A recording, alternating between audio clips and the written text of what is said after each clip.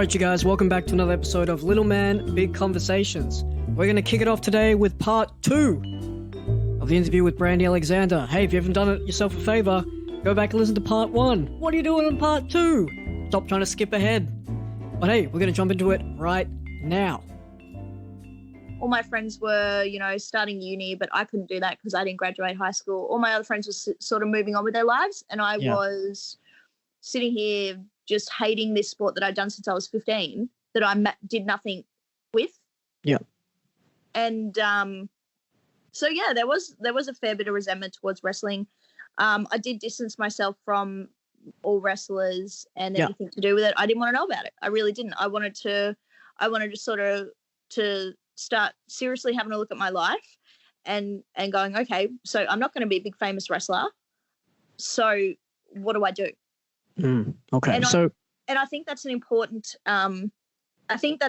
topic to sort of bring up with people, is that it is very hard when the wrestling industry in one form or another lets you down, when you're that young, when you start that young, and you think wrestling is everything.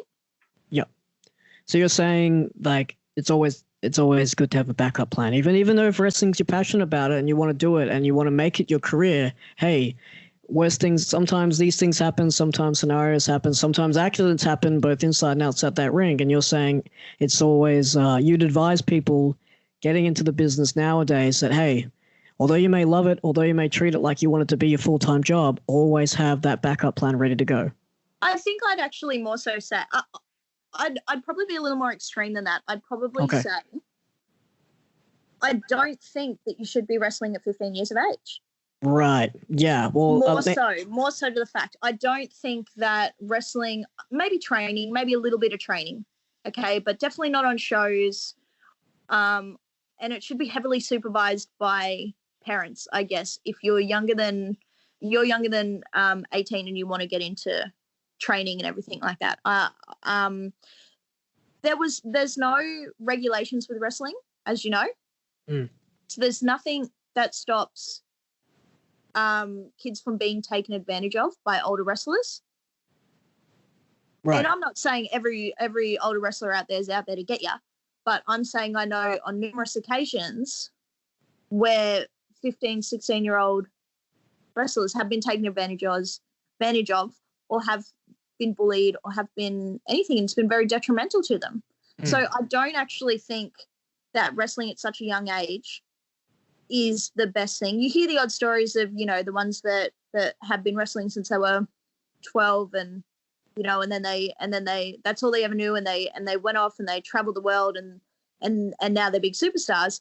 But that is the odd story. That's not everyone's story. Yeah. Yeah.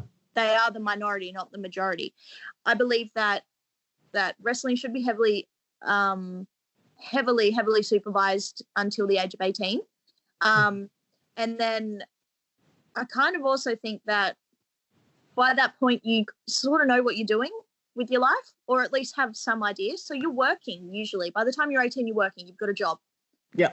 Right? So you don't have to always have a fallback, but you got a job just in case. Yeah. I'd also like to think, though, that if you decided at 18, 19 years of age, you're doing whatever you're doing with your life at that time, and you decide that you want to be a wrestler, go for it, but go fully hard. Yeah.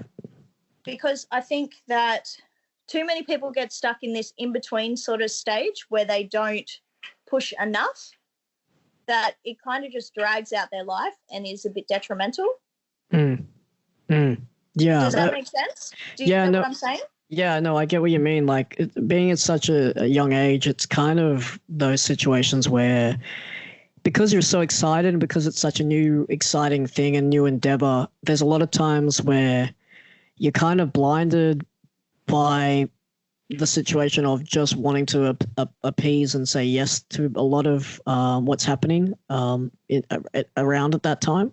And that can go for anything. It doesn't have to be wrestling related, but there is just that mantra of yes, yes, yes, yes. And sometimes, like you said, the people that and not everyone, but sometimes there are some wrestlers out there that are just bullies, and they just want to be a bully to you. Now, it could be people that run companies. It could be people that are in training with you. And this is a thing across the board. This may not even just apply to wrestling, but being at such a young age, bring it back to context, being at such a young age, being involved in wrestling, yeah, you're kind of blinded by the fact of, oh, okay, this just must be how this place works. This just must be a case of, I don't want to make anyone think less of me, but it is also that thing of sometimes you're getting bullied and, you could be, I guess, somewhat just not even aware that that's happening to you. Yeah, and at some points it's hard. So, like, I remember a specific, taking it way back again, when I first started, there were a couple of 15-year-olds that started with me, and one of them was a funny little Russian fella. Yeah. And, he was an oddball. Everyone knew he was, a bit odd. But there used to be a couple of wrestlers there, well into their 20s, who were literally just ruthless with bullying this kid. I don't know if they just forgot that he was just a 15-year-old boy, or if they didn't care, or if they thought he deserved it or whatever. But, at the time, I used to laugh as well and everything like that. But looking back on it, it's pretty fucking disgusting when you got these grown-ass men picking on this 15-year-old boy. Yeah. To the point where, I was on the school bus with this kid one day, and he's sitting there, and he told me that he wanted to kill himself because no one liked him. Right. What do you say to that at 15 when you know these people that are picking on him, but they're they're big names in the industry and they're so cool and everyone wants to hang out with them, but this kid wants to kill himself because of the stuff that they're saying to him at training, at a place where oddballs are supposed to be able to go and enjoy life. Yeah. Yeah, it's I can't speak from first-hand experiences, but because by the time I got there, things had obviously changed. Different. Yeah, they were different by the time you got there. But and they are different these days. I am going to say that is that there's always assholes in every industry, whether it be wrestling, whether it be work, whether it be rugby, whether it be anything that you do. There's always going to be fucking assholes. But I'm just saying, it was one instance there where I was like, this is if this kid had a good home life, he could have gone home to his parents and told his parents this was happening, and his parents would have had a lawsuit. Yeah, you never quite know how it's going to turn out. Yeah.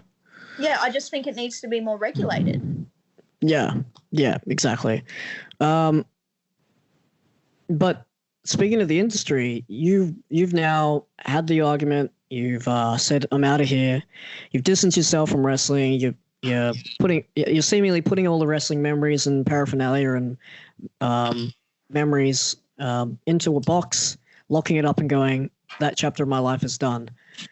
It wasn't until 2010, and almost a year later, I know a lot of people worked for that show, worked in that show, and attended that show. Now, one of the people at this famed IPW reunion show was the likes of yourself. Now, you weren't there in a wrestling capacity. You were there to get inducted into the IPW Hall of Fame, which has gone on to induct many more members since 2010. Yes. What was your mindset, and were you still sort of desensitized and maybe feeling a bit still on the icky side of wrestling at this point going into that Hall of Fame?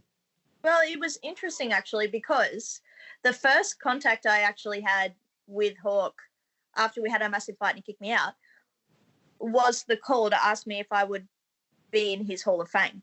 Right, so he rang you. He personally rang you up and asked you. He personally rang me and he asked me if I would be in his Hall of Fame. He said, it doesn't matter the differences that we have, you're an integral part of the of IPW, and I'd like to induct you in our Hall of Fame. Wow. Okay. And I said, oh, okay, sure. Right. So yeah. So you were pretty accepting of that offer, straight away. There wasn't any hesitation on your part. I was, because I think it was the first step to healing, if you know what I mean. Yeah. Okay. So you took it as like a reaching out, not only to induct you and respect you from a professional level, but you felt like, hey, on a personal level, this might be a good sort of extending the olive branch moment for not only yourself, but for the relationship you had with him and I guess the company and therefore wrestling in general. Yeah. Anyone who knows Hawk knows that, like, it's big of him. If you've had an argument with him, it's a big move for him to come to you and not apologize, but in his way, yeah, it was giving the olive branch. It was as close as I was ever going to get to an apology, you know? Right. Yeah. So I was quite happy to take that, and being at the show, it was nice to see everyone, and it was nice to be acknowledged for, you know, the years that I had put in and everything like that. And it did stop me being so bitter at the industry. Right. So could you really grasp on the concept of, hey, I'm going into this company's Hall of Fame now? Were you able to appreciate that moment and take it all in as best you could, or was there still things there sort of blocking you from appreciating that whole night? I think I was still a little bit blocked from appreciating the whole night, but like I said, again, you know, baby steps. It was the first step towards a better future. Yeah. Okay.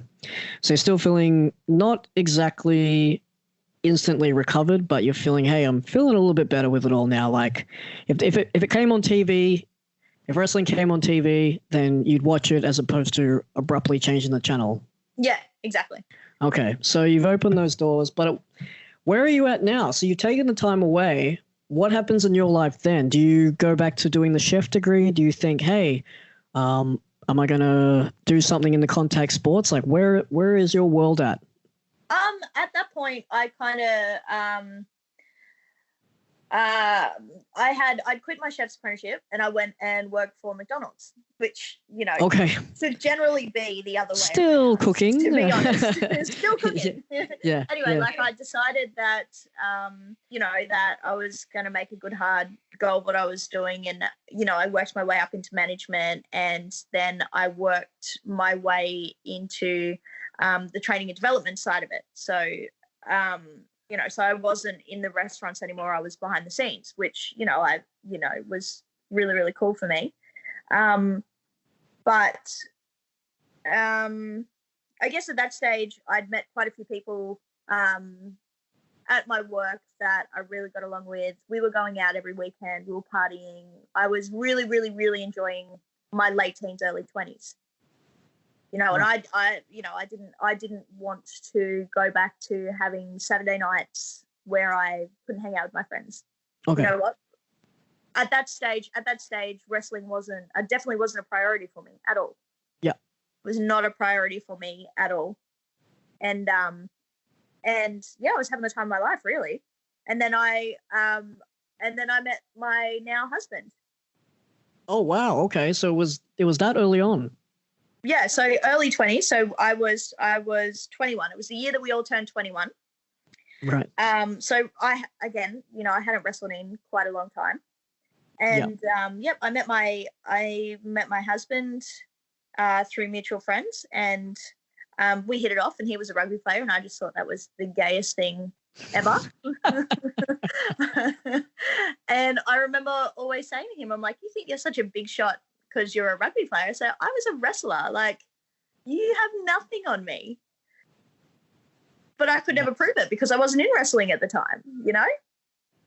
So wrestling was always sort of in the back of my mind, being like, well, this guy needs to know how cool I am.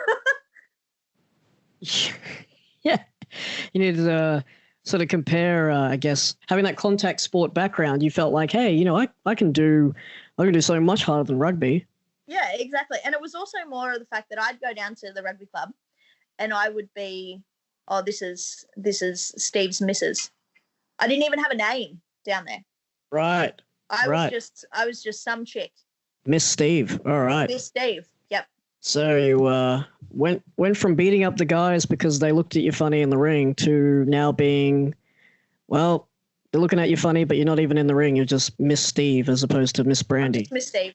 Yep, just Right. Miss Steve. So is this what started channeling the feeling and the sensation of, hey, maybe, maybe I could get back in there again? What was that moment that sort of clicked for you to say, you know what, I kind of miss it and I want to see if I can do it again? I'll be totally honest. Like, that had always been in the back of my mind, a little bit. But it was you. Me? Yeah, you. You called me up. Oh, here we go. As you do. Oh no! Yeah. And you were blubbering on about something. No idea. Yep. As you do. Yep. Thanks. And then you just happened to ask me if I wanted to come down and train the girls for this company that you and Sweetass had started. Oh yeah, the QPW with Sweetass, Scott Black, and myself at that point when we first were putting it together. Yeah. Oh yeah, that's right. Yeah. Yeah. So I hadn't, I'd always sort of toyed with the idea and whatnot, but when you called me up, I was like, you know what, I think I'll take this opportunity to, to really give it a go and see if I still love it and everything like that. Mm-hmm. And I did. Like, I had the time of my life going in there, and we had some promising girls there and some promising trainees, and guys from the Sunshine Coast would come down and train, and it was just a great vibe there. I thought you guys put together such a great training school, and I had the time of my life being there. It really, really like redeveloped my love for it. Yeah, it was. It was something that we put together to kind of create just a universal hub and just a place where everyone could just come together and learn together from all different places and avenues and backgrounds. I think we extended it way more to have way many more trainees after I think the initial run of just the three of us sort of running the helm at that point. We extended to guys like AJ Istria, Island Boy Sai, and I think even Kelso Cajones came on board at some point too. And we ended up turning that first initial run that brought you back into a TV show. And that was on 31 Digital that aired. And yeah, but shortly after that, what happened, it was a case of you weren't sort of feeling it coming out of that first initial season? No, it wasn't so much. It wasn't so much that. We'd kind of got the news that Steve had scored a contract to go play rugby over in Scotland. Right. Okay. So that was flights, accommodation, bills, all that stuff included. We just had to go over there and pay for food, really. So it was like a once in a lifetime sort of opportunity for us to go. And it just so happened that I was building momentum with you guys, really enjoying it when that kind of got dropped on us. And it was really quite a quick turnaround from that just being a discussion to that actually happening. And in that time, I had to sort a lot of stuff out with work before I headed off for 6 months to live overseas. So okay. I didn't really have the time for it, which again sucked. But again, like I keep saying, sometimes you have to put what puts food on your table first. And that was how that ended up happening. And then when I came back from Scotland, QPW wasn't a thing anymore. Yeah, no, some series of events with management and just the way that schematics work down there. Unfortunately, the physical entity known as 31 Digital had to close, and therefore, because that facility and that show was a byproduct of 31, it kind of went with it at that point. So, but I remember you. So you were establishing pretty much at this point. You were sort of, I guess, you could sort of say that you were catching up with life at this point. Wrestling had been such a priority, but now you're like, hey, I'm going to actually do life for a while here. I'm going to do these things that, growing up in adolescence and early 20s, I didn't really get a chance to do because wrestling was such a huge, priority for you at that point. So now you've found a partner, you're traveling overseas. I assume the engagement comes shortly thereafter because you mentioned that you're now married, but having all that, do you have a conversation with Steve about the idea of, this is a couple of years later now. This is about where are we now? So the thing that we did was about 2013, 2014, maybe.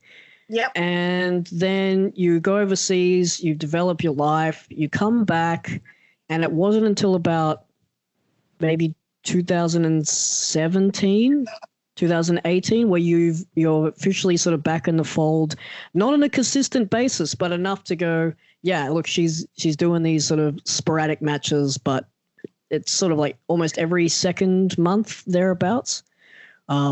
What drew you back, and was there a conversation during that time off? Because that's a lot of time off to have, doing life and pretty much starting your own identity outside of that wrestling world.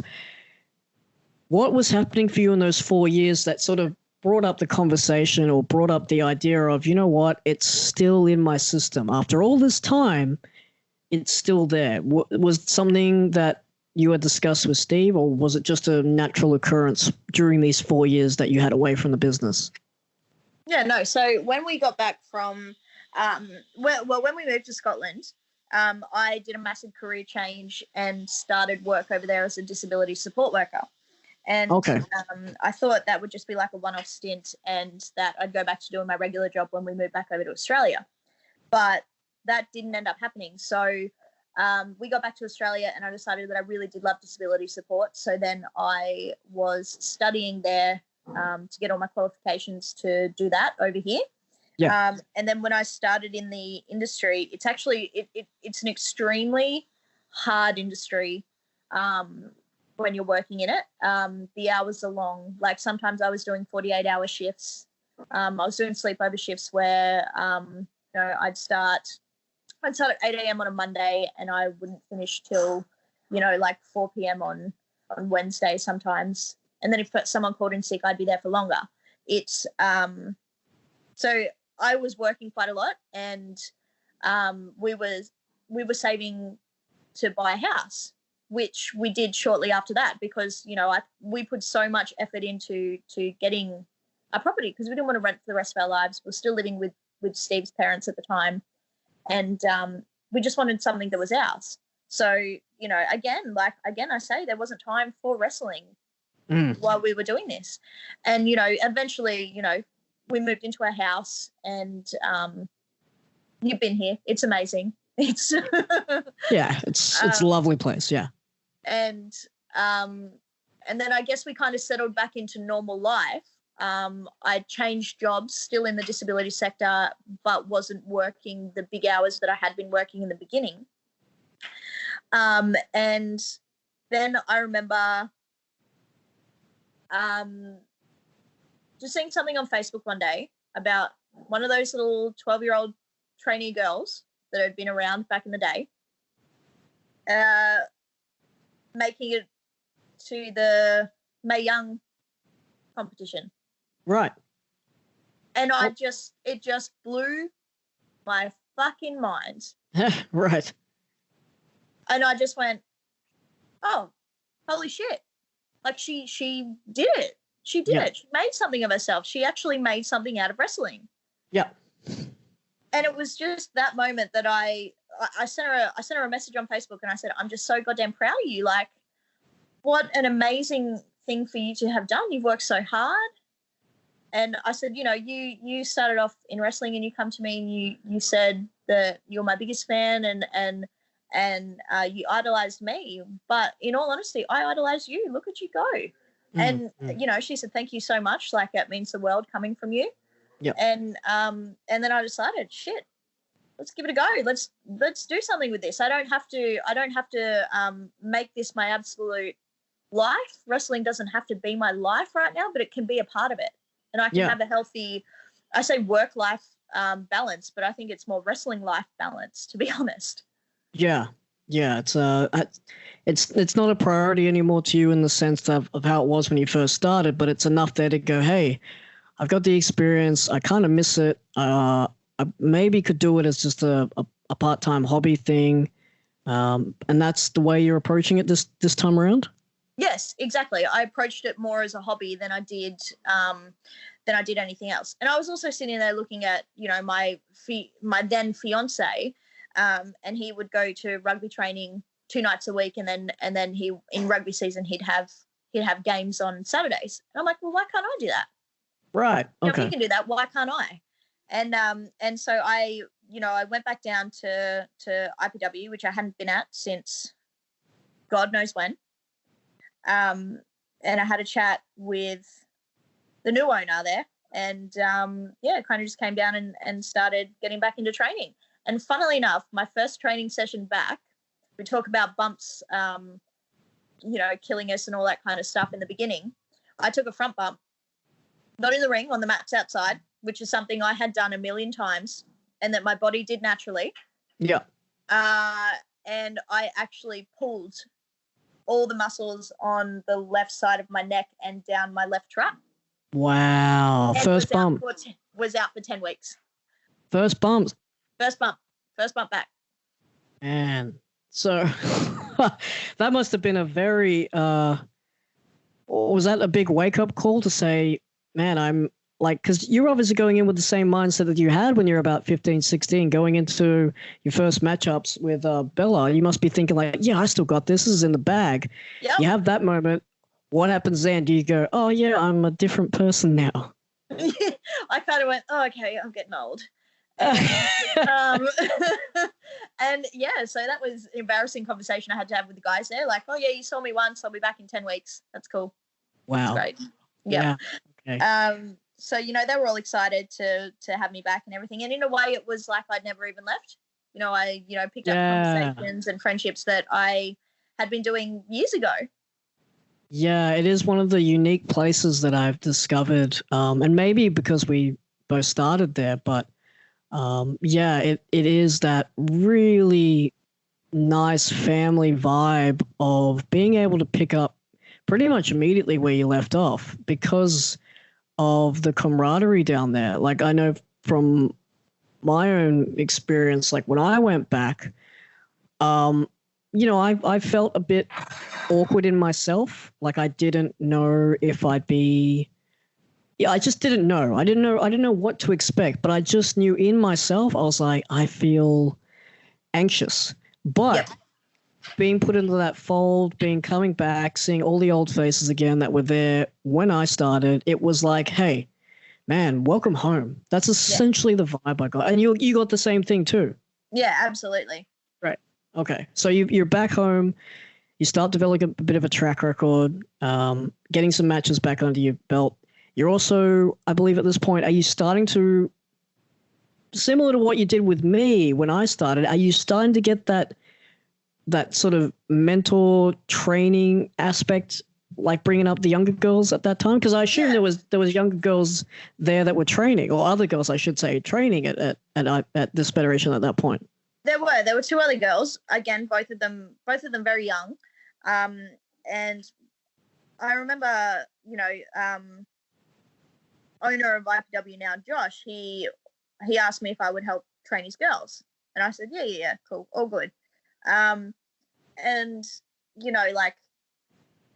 the boys would come up to me and they said, oh, they're just like, they've just got no confidence, and they're just stuck in doing the same thing, and then they get stuck, and we tend to baby them because they're girls and they're young. And I said, okay, yeah, cool. All right. Same old story. Always happens. So I got them out of their comfort zone. I got the girls out of their comfort zone. I made them put on, like a mini match, in front of all these boys. I made all these boys sit down and, in a ring, like around them, and then put on a match in front of them. I made the boys boo. I made the boys cheer and stuff like that. And you could see just from little confidence boosts like that the girls were actually starting to get it and get into it. Yep. Before that, they just wanted to cower in a corner and be like, oh, I don't know. I don't want to stuff up in front of all the boys. Yeah. Anyway, I took one of these, the older of the 2 girls, Taylor, and I said to Josh, I said, I can do a match with this girl. And Josh was a bit skeptical at the time. He said, oh, I don't know, you've been out for a long time. And Taylor, she's never had a match before and she's still like a rookie. I said, no, give her to me. Give her to me. And I'll show you that we can, that I can coach her through and we can do a match together. Right. And he put his trust in me and, like Sweet Ass was behind me 100% of the way. He said, yeah, she can do it. All that stuff.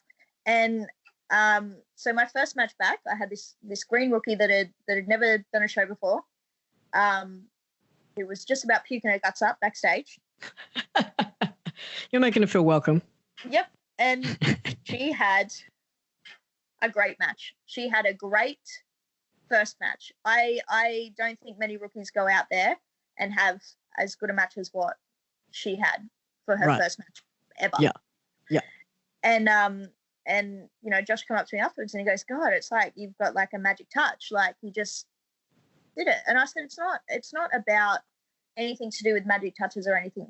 It's about building confidence. If you can make these girls and these boys, if you can make any of them feel confident and trust you that you're going to look after them out there, they'll do okay. Yeah, exactly. And that was great. I loved that. But then I also kind of went, okay, like I spent years training boys and girls and people like that and having to train the people who I was going to have a match with. And I was like, I'd like to, work with other people that are more experienced than me so that I can learn myself. Because, I felt like pretty stuck in a rut. Like there's things that girls are doing these days that I wouldn't have even fucking dreamed of doing. Right. So you wanted. I was like, I didn't know you could do that with your body. Fuck. Yeah. So you were more approaching it not from the sake of that you were bored, but you were just coming back into it now, and you're like, I still want to be able to learn things, and I want to have new experiences that I may or may not be able to get in one place compared to another. And it's not any way that the company's directed themselves. You were just on that hunt for. I need to. I want to continue to learn in whichever way which was possible, and at that time the only way that was possible was to go and experience other places or other companies. Yeah, look, I make no. I've never been quiet about the fact that, that certain companies don't want certain other companies wrestlers wrestling for them. I think that's all a load of shit in this day and age. Especially in Queensland, where there's not that many of us, I think it's just stupid to limit people to one company, especially girls. There are not that many of us. Mm. And that was my thing. That's what I said. I said I want to wrestle more girls. I said I've got my 2 trainees here, and that's great, and I'll build them up. I said, but I want to have, in my last stint in wrestling, have fantastic matches with some other girls that have had just as much experience, if not more, as me. Yeah. I said, I want to learn from them. I want to show that I, that I don't just train up trainees and then have good matches with trainees. Like I wanted to have good matches with actual, proper established wrestlers. Mm. And female wrestlers at that. I spent years just wrestling boys. Yeah. Yeah, exactly. It was one of those situations that you just had to. You were just put in because it was like, you want to wrestle, okay, but there's no girls. You kind of just have to fight the guys. I did, yeah, and for years, and I didn't want to do that anymore. And so, I said, unfortunately, like I'm going to go where the girls are, and there were 2 girls at Venom that I was desperate to wrestle, absolutely desperate to wrestle. Yeah. Rebel and Sophia Morales. Right. Rebel, definitely. I wanted to wrestle this girl. I thought we would have fantastic matches together. So I come across to Venom, and Rebel has a major injury, like a major spinal injury. Yeah. Yeah. So we never got the opportunity to do that. And, I'm still devastated by that because I think we could have done amazing things. Mm-hmm. But then they said, oh, well, we've got Sophia, and I said, yes, sweet, let's go. And Sophia and I just clicked, and I thank her for giving me some of the best matches that I ever had.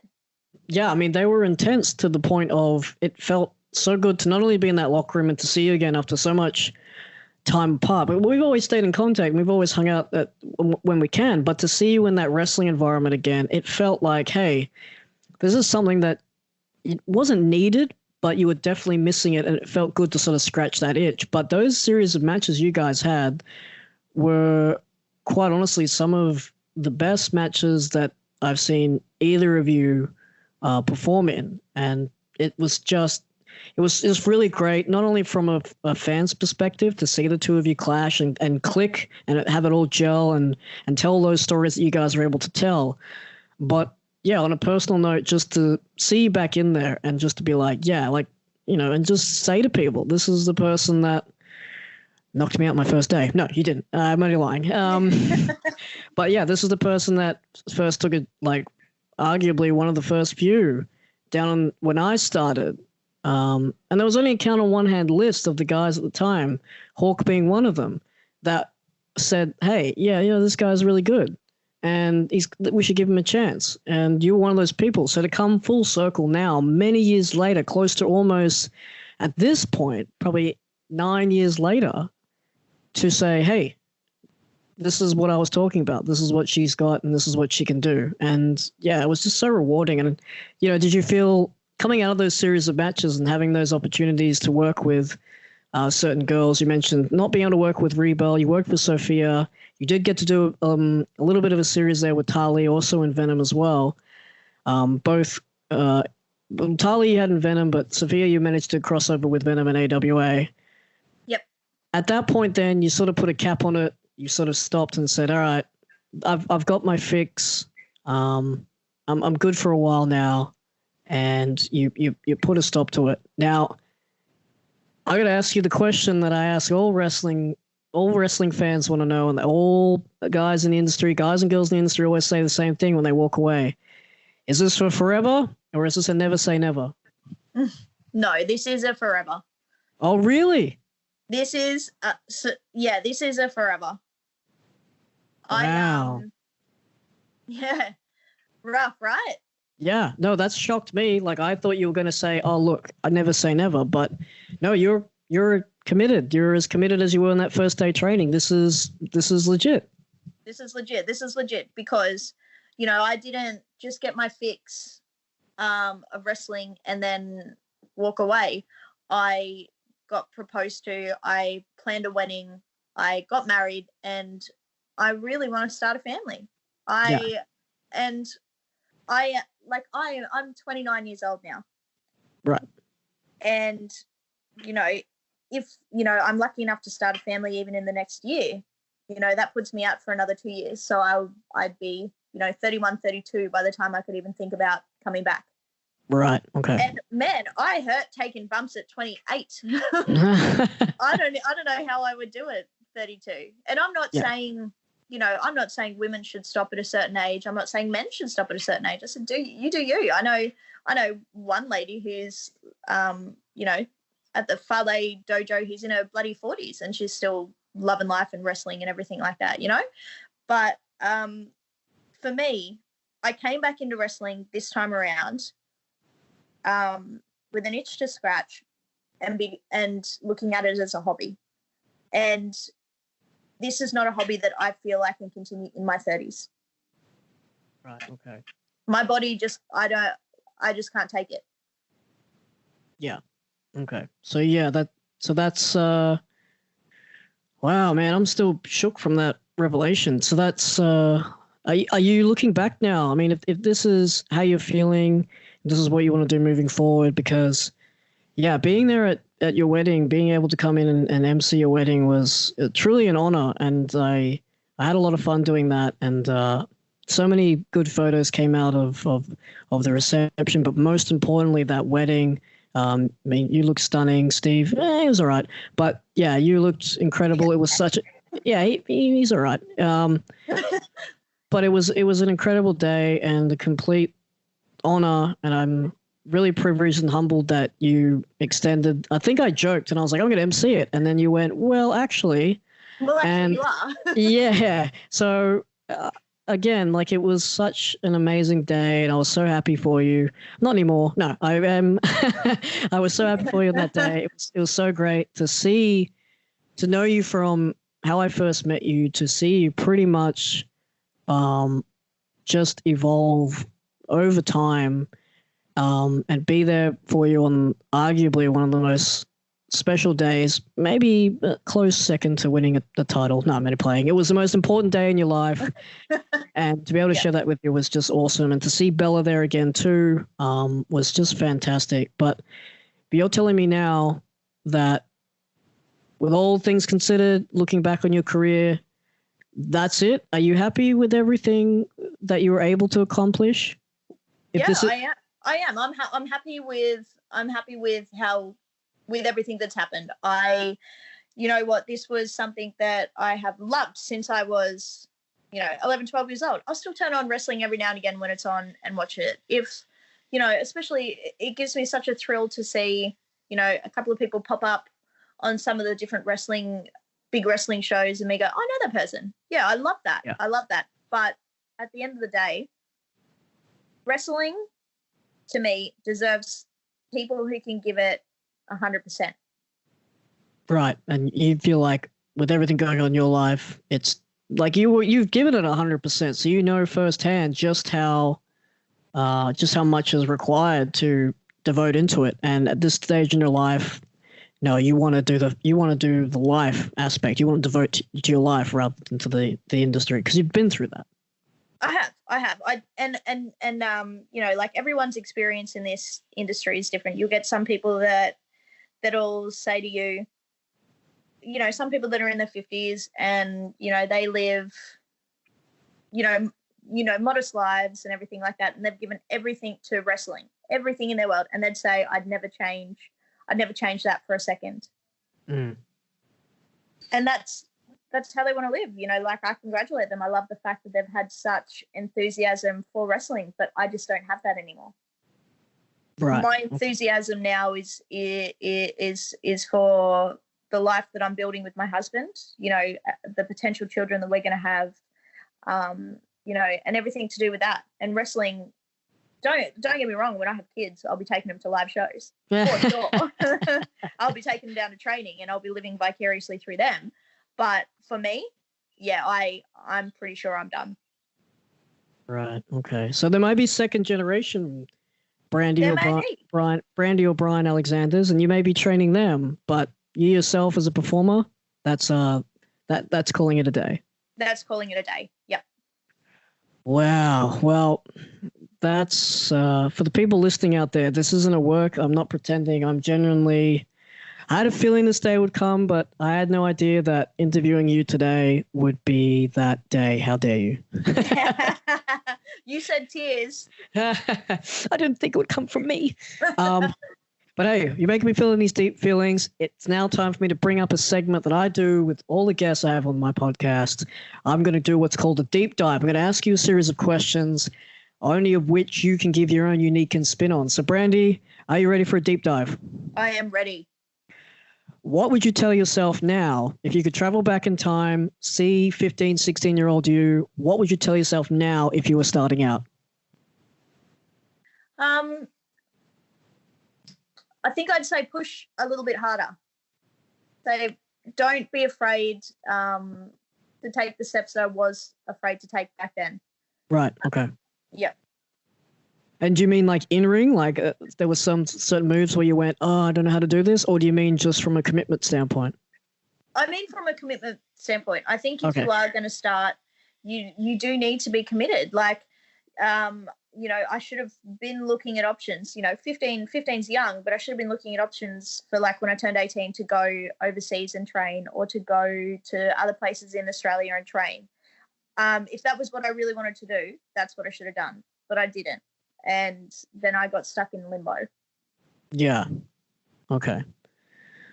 What was a turning point in your life, and how did it affect you, and how did you overcome it?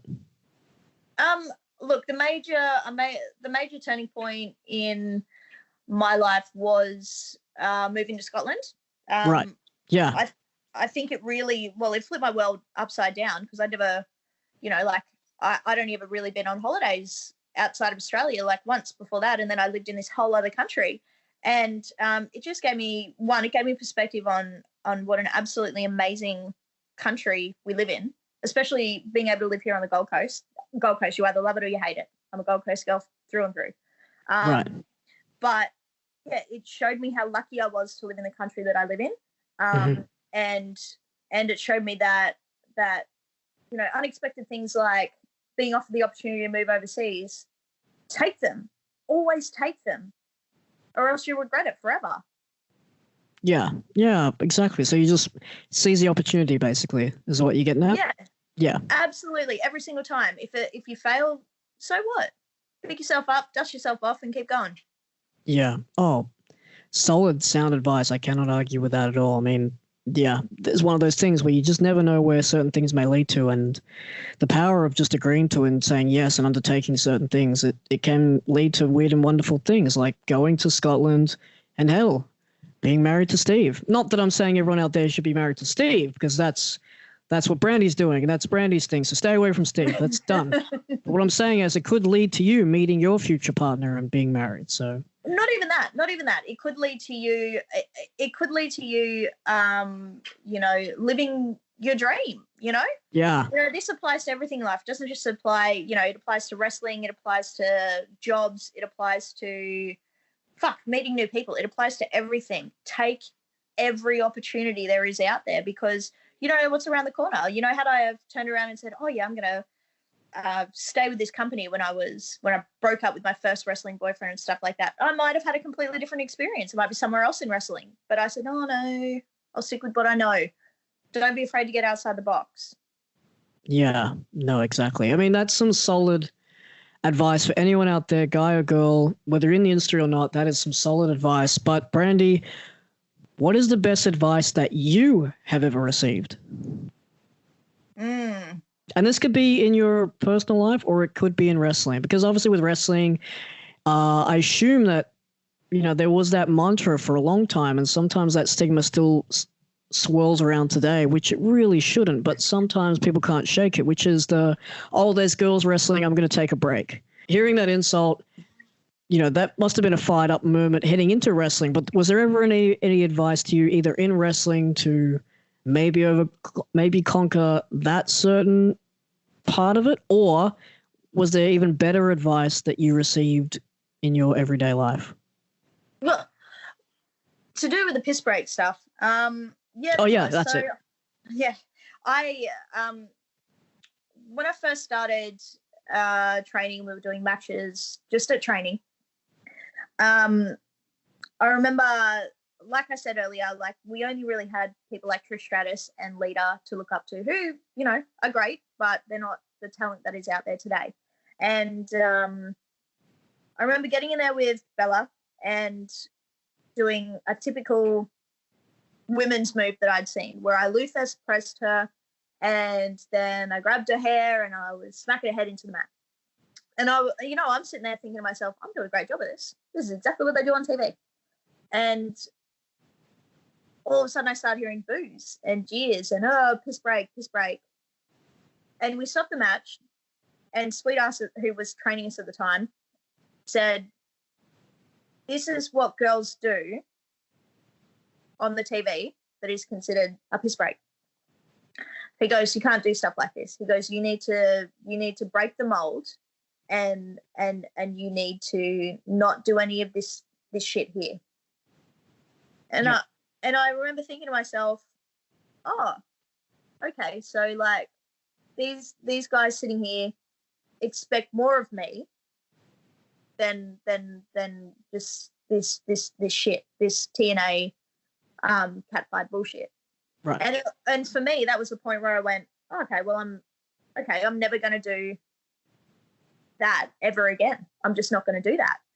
And I fought again and again and again then to wrestle, without, like, it sounds stupid these days because the girls are so good, but I strived to wrestle like a boy, not like a girl back then.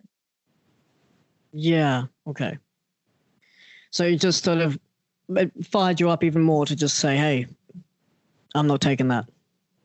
Yeah, it more so made me go, okay, I've got something to prove here. Like I don't need to be a piss break. I don't want to be the piss break. Yeah. Well, what about everyday life? Was there anything in your everyday life that we given some really sound advice on?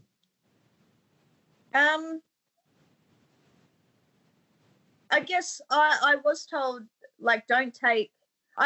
It's a typical thing that everyone says, but I think it means something different to every people. It's don't take life so seriously. Right. And I think this translates pretty well because everyone has their own battles in life.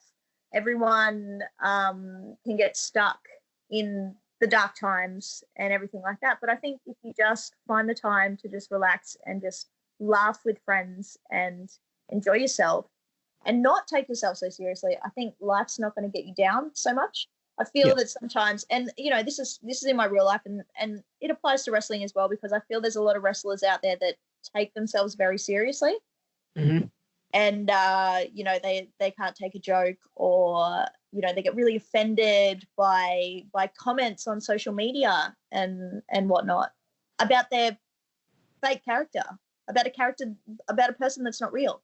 And I think that you need to take a step back and go, okay, they're not actually attacking me. They're attacking this fake character that I built. Yeah. Yeah, no, that is something that a lot of people in the industry have to think about. Look, admittedly, there are times, multiple times throughout the years, throughout the 12 years that I've been doing it now, where I've fallen into that trap and I'm like, hey, I know that person, and, they're saying things online, and I'm going, yeah, but it is, you're absolutely right. There are times in the moment where you react and you go, oh, that person knows me. Why are they commenting on that, that announcement of my match? And it's not me as a human being, like my everyday life. It is my character. It is my persona. But I end up breaking that wall by going, hey, because I know that person and they're writing these comments, I take that to heart. But it is one of those things where you go, hey, they're not having a dig at you at a person. They're just being fans, and that's something that we've all been fans of. There's been many times where all of us collectively have either watched something that we love or even something that we hate. We've always played commentary and gone, oh, that guy's shit. Oh, I don't like that person. But hey, it's not that you don't like that human being. It's just that character that may or may not appeal to you.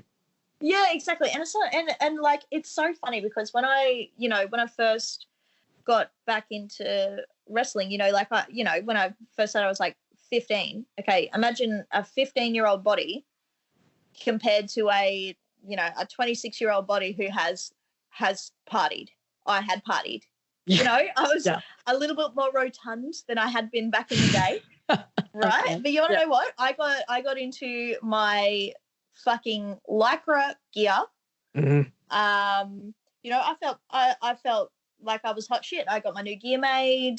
I really enjoyed it. I got some promotional pictures taken, and there was one poster that was me versus Sophia Morales up on the internet on one of the pages, and an old wrestler, someone who has no place judging other people, turned around and put a comment up on Facebook and went, "Oh, Brandy's let herself go." Yeah, not exactly the nicest thing you want to read. No, but you want to know what I did? I just laughed and I said, "Oh, mate, so you should have seen me when I came back from Scotland. I rolled back into the country. I'm looking great."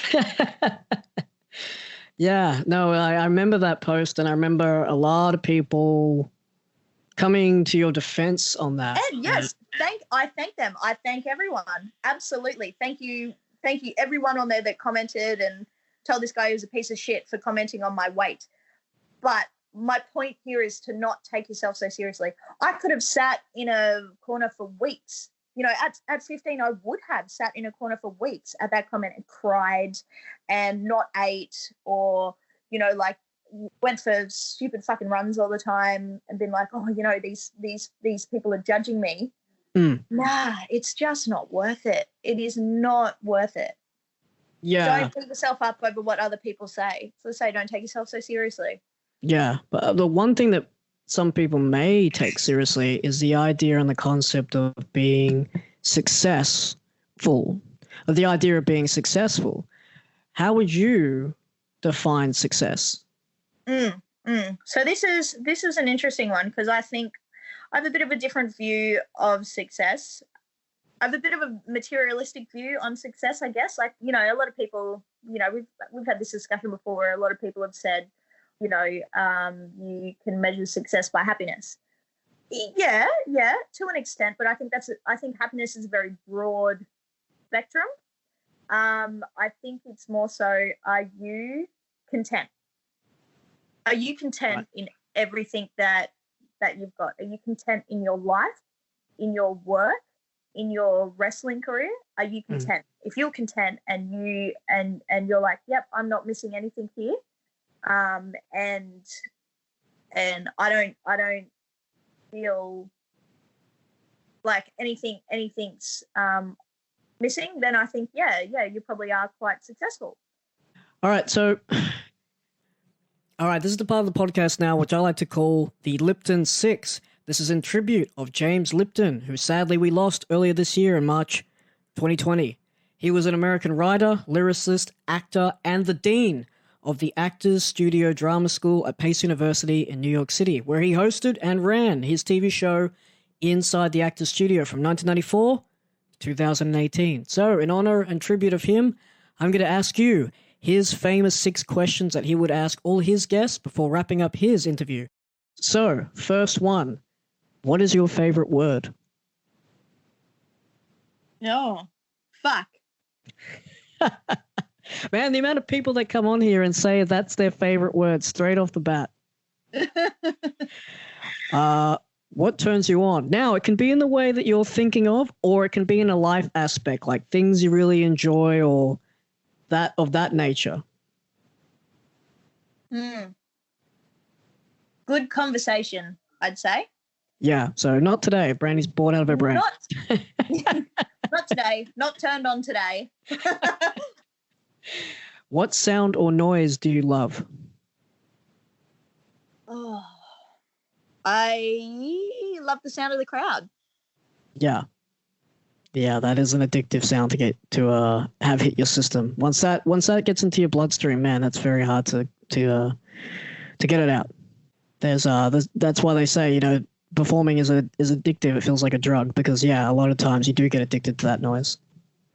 Absolutely. Well, you've answered it already, but I'm going to ask you again, and feel free to change your original answer. What is your favorite curse word? Oh. Yeah, no, fuck. All right, so we got 2 birds with 1 stone on that answer. All right, cool. What profession other than your own would you like to attempt? Oh, that's interesting. I'd like to be a lawyer, but not like a boring Australian lawyer, like a lawyer on Law and Order SVU. So you want to be a TV lawyer? You don't want to be an actual one? No. I don't want to be a boring one. I just want to be a TV lawyer. So how about we say I just want to act on Law and Order SVU and I want to be their ADA. Okay, cool. All right. So yeah, Judge Brandy. Now, the last of the Lipton 6, before I hit you with the last segment of this podcast, the last of the Lipton 6 questions. Brandy, if heaven exists, what would you like to hear God say when you arrive at the pearly gates? I've got a lifetime supply of chocolate for you. Man, that's heaven in itself. All right, so we're coming on down now to the final 4. We're about to hit the nitrous into overdrive. We're about to slam on that pedal Vin Diesel style and race towards the finish line of this podcast. We've gone through how we know each other. We've gone through your start all the way up until now. Brandy, are you ready now for the final 4? Yes. I'd hope you would say that. It'd be a bit weird if you said no. Now, was there ever a point where you thought, hey, this isn't going to work. This might not be for me? Oh, several times. Yeah. Was it in your personal life or was it in pro wrestling? Oh, there were a few. So, personal life, I've been through quite a few different jobs where I've said that. And I think the important thing there is just to go, if you don't think it's for you, change it. Do not be unhappy. Do not sit in an unhappy situation. Yeah, exactly. Change it. You always have the power to change it. I 110% agree. I couldn't agree any more strongly with that statement. There are so many times where I know people, you yourself have been through it, I know I have, where they just put themselves in those toxic, bad situations and they just sort of suck it up and think, no, it'll get better. No, if it's not working now, it's hard to see. It's hard to see and it's hard to say if it will ever work out in the long run. Yes. Now, have you ever stopped and thought, man, how the hell did I get here? Yes, I did. So, was it when you went to Scotland, or was it something that happened in the ring? Or was it your wedding day? Were you up there about to get married and you're like, how the hell did I get here? Oh, hey, definitely. On that day, everything was very surreal. And I'm sitting in the limo on my way to the venue going, oh shit, it's real now. Like, what? How did this happen? Like, in a good way though.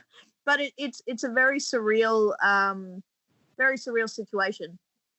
Because I mean, for a girl, like, and you know, there'll be some feminists out there that don't agree with me, but for a girl, it's kind of like the be all and end all is someone actually wants to spend the rest of their life with you, wants to put a ring on your finger, spend 30, 40, 50 fucking grand on one day because they want to be with you. It's crazy. Yeah. No, that is definitely one of those moments that takes you out of the box and makes you think, okay, this is life. This is life and it's happening. Yeah. Yeah. Currently, now, based on your previous answer, this may be the same answer, but again, I'm not going to put words in your mouth. I'm going to leave it up to you. Currently, what is your proudest moment or achievement? Actually, my proudest moment is starting and having a successful business for a year now. Yeah, no, that is some definite proud independent moment right there. Yeah, that has nothing to do with anything else. I know I've spoken a lot about marriage and stuff, and you know, I'm not, you know, I don't think like that's not the end of me. You know, that's not the end of me. That's not just who I am. I'm not just a wife. I'm not just an ex-wrestler. I am a business owner. And like, I'm so goddamn proud of starting this business and having run it successfully for a year. Yeah. And now having employees under me and having multiple clients and having a very reputable name down here on the Gold Coast for my business. Yeah, well, hey, given all that, it's hard to not be proud of that, right? Yeah. Now, going back to when you first started in this business, back to 15, thinking about, hey, this is going to be an interesting time. You're dating someone in the industry as well during this time, but did you ever think back at that age, at the age you are now, did you ever think once you'd hit this age, did you ever think this is where you'd be? No, absolutely not. I thought I would, as every 15-year-old thinks when they start, you know, their hobby and their passion and everything like that. I thought I'd be women's champion on WWE. I thought that I would marry that boy and that he'd propose to me in the ring, and then we'd have a wedding in the ring and all that kind of loser talk. And yeah. And I just like look back at it and I go, what a dickhead. What a dickhead. But hey, looking back on it all now, you're happy with the way it all went down? Absolutely. You've got to, you know, like I said, you get knocked down, you dust yourself off and you get back up. Like there were multiple times there where I was down and out and picked myself up and you know, got back into the groove of life in general. And I think that's important. I think that you just need to keep on going, and you need to talk to people if you're struggling. You know, you and I have had multiple conversations over the years about mental health and struggling and everything like that. Yeah. And I just think that's so important. Yeah. So for anyone out there that is hearing this podcast and is dealing with anything where they're in an environment that they're either not happy about or they're just not doing well within themselves, man, reach out, that don't feel like you're alone in this. Because, yeah, there was definitely many times that Brandy and I, both individually and collectively, felt like this, we suck, this sucks. But, hey, in our own lives, we reached out sometimes to each other. And, I'm happy to say that either with her support or me supporting her, that, we were both able to get through it amongst a flurry of other people also involved. But, we always had each other's backs. But the main thing is that, hey, anyone out there listening, make sure you reach out and take that first initial step. I know it's scary. And I know you feel like, I'm going to annoy people. It's going to be a burden. No. If you're in Strive, please do the right thing by yourself. Do the right thing to you and reach out and get you back on track. Yes, definitely. Well, speaking of tracks, man, what a track record we've just been through, Brandy. We've been through our history, how we met each other, the friendship that we've had all these years, getting you back into the business, learning about your history in the business, but also the life you had while being a part of this industry. It has been so wonderful to not only have you come aboard this podcast, but just to really learn of your story. Many of those stories that I knew firsthand, but there was a lot there, especially that damn cliffhanger ending you gave me to this to this podcast. But no, it really hit home. There's a lot of things there that I wasn't aware of that opened my eyes. But hey, at the end of the day, you're my sister from another mister. There are times where I can see the look in your eye, like you want to forearm me like you did on day one. But hey, 12 years later, I'm very proud of you. I'm happy to call you, my sister from another mister. You've been a friend for life, and I really want to appreciate everything you've done, not only for the business, but for me. And thank you again for coming on today. No worries. Thanks for having me, Flash. And that's it. I want to thank Brandy again for coming on board the podcast here. Man, what a ride. 12 years ago, Brandy Alexander forearmed me in the face, knocking me on my ass, and 12 years later, she's a sister from another mister. Thank you all for listening so much. Again, hit up the Facebook, Little Man Big Conversations, Instagram, LMBC Podcast, and Twitter, LMBC_podcast. Stay tuned to this podcast channel. I got more interviews coming your way, and I got plenty more on the horizon. And I'll catch you next time.